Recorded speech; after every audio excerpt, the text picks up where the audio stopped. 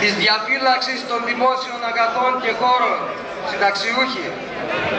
Η σημερινή μέρα, η εργατική πρωτομαγιά κλείνει μέσα της το νόημα και τη διαδρομή των βαμμένων με αίμα αγώνων της παγκόσμιας εργατικής τάξης.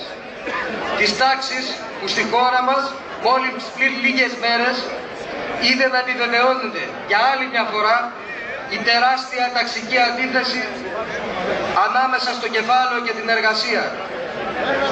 Η πρόσφατη ψήφιση του επέσχυτου πολυνομοσχεδίου ΚΙΑΔΑ ταυτοποίησε και πάλι τη σκληρή ταξική επίθεση της ντόπιας και εισαγόμενης Τρόικας σε αγαστή πάντα συνεργασία με τους εργοδότες ενάντια στον κόσμο της δουλειάς.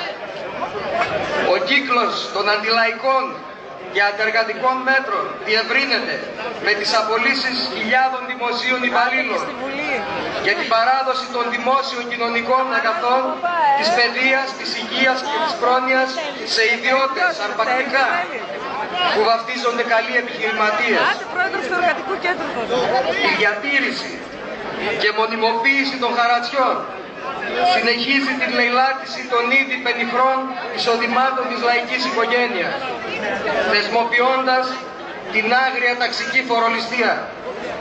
Συναδέλφισες και συνάδελφοι, η φετινή εργατική πρωτομαγιά, περισσότερο από κάθε άλλο, από ημέρα μνήμης των αγώνων και των κατακτήσεων της εργατικής τάξης, οφείλει να γίνει αφετηρία της δυναμικής επανεκκίνησης των εργατικών και λαϊκών αντιστάσεων.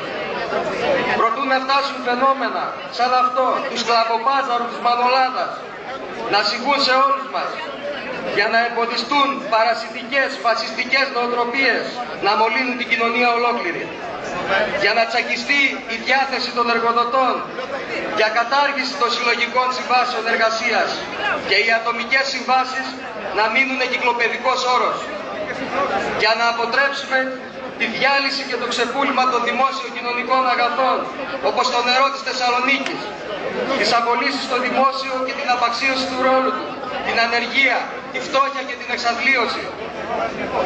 Συναδέλφισες και συνάδελφοι, με το κεφάλι ψηλά, με τους αγώνες μας, με σημαία και πρόσημο το ταξικό μας ένστικτο, μαζί με όλα τα θύματα των μνημονιακών πολιτικών, να ανατρέψουμε στην πράξη αυτή τη φορά τα μνημόνια που μας χρεοκοπούν, που στέλνουν τους νέους μας μετανάστες, που ρημάζουν την περιουσία του λαού και που ξεπουλούν σε εκτόπια και ξένα αρπακτικά, που τέλος μετατρέπουν τη χώρα και το λαό σε εξαθλιωμένη ευρωπαϊκή απικία. Απέναντι στην τρομοκρατία, τη βία, την καταστολή, στην εφεύρεση των επίεργων, στα εδόλια της ενοχοποίησης, κάθε κινητοποίησης και αγώνα, απέναντι στην επίθεση στις δημοκρατικές, στις συνδικαλιστικές μας ελευθερίες, οφείλουμε να απαντήσουμε με την ενότητα και την ταξική μας αλληλεγγύη. Να φτιάξουμε ένα μεγάλο, μαζικό, ενωτικό, ταξικό ρεύμα αγωνιστικής ανατροπής και να οδηγήσουμε την κοινωνία όλη σε έναν άλλο δρόμο που είναι εφικτός και αναγκαίος όσο ποτέ άλλοτε. Δεν θα πληρώσουμε λοιπόν εμείς την κρίση του καπιταλισμού. Στο περίφημο ή εμείς ή αυτοί έχουμε ήδη απαντήσει.